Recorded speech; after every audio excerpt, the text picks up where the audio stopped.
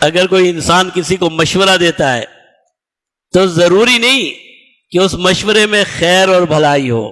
کبھی کبھی مشورہ الٹا بھی پڑ جاتا ہے، بلکہ اکثر پڑ جاتا ہے. ہوتا ہے کہ نہیں ہوتا؟ کیوں؟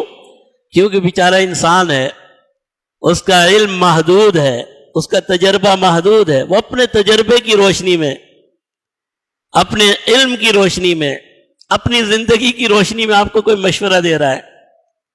جب اس کا علم کامل نہیں ہے، اس کا تجربہ کامل نہیں ہے، اس کو آگے آنے والے مستقبل کا کوئی علم نہیں ہے، اس نے اپنی طرف سے کوئی مشورہ اچھا دیا لیکن وہ آپ کے گلے میں پڑ گیا.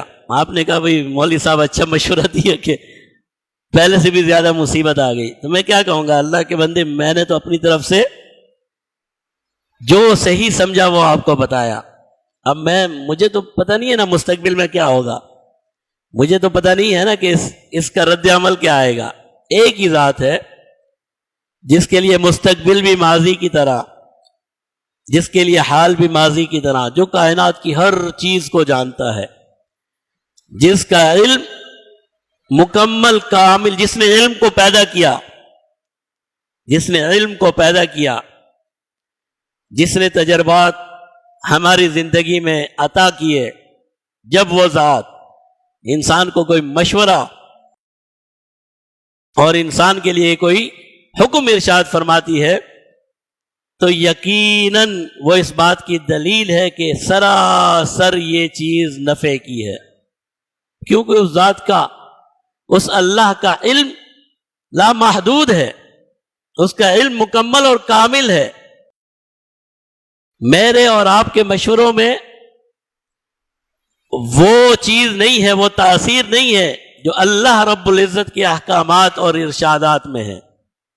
تو اسی لیے اللہ کا بندہ وہ ہے جو اللہ کے احکامات کو کان لگا کر سنتا ہے اور پھر یہ سمجھتا ہے کہ سراسر فائدہ اس میں میرا ہی ہے، اور کوشش کرتا ہے اس سے سمجھ میں آئے اس کا فائدہ یا اس کو سمجھ میں نہ آئے.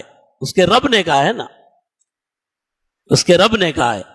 جب اس کے رب نے کہا ہے، بہت سی چیزیں ایسی ہوتی ہیں، بچہ آپ سے اور مجھ سے پوچھتا ہے، 5 سال کا بچہ، 6 سال کا بچہ آپ سے، والدین سے پوچھتا ہے کہ یہ معاملہ اس طرح کیوں ہے؟ آپ کہتے ہیں بیٹا اسی طرح ہے، ابھی آپ کو سمجھ میں نہیں آئے گا، بڑے ہو جاؤ گے خود بخود سمجھ میں آ جائے گا. ہر آدمی کو ہر چیز سمجھائی نہیں جا سکتی، کہ سمجھائی جا سکتی ہے؟ نہیں سمجھائی جا سکتی.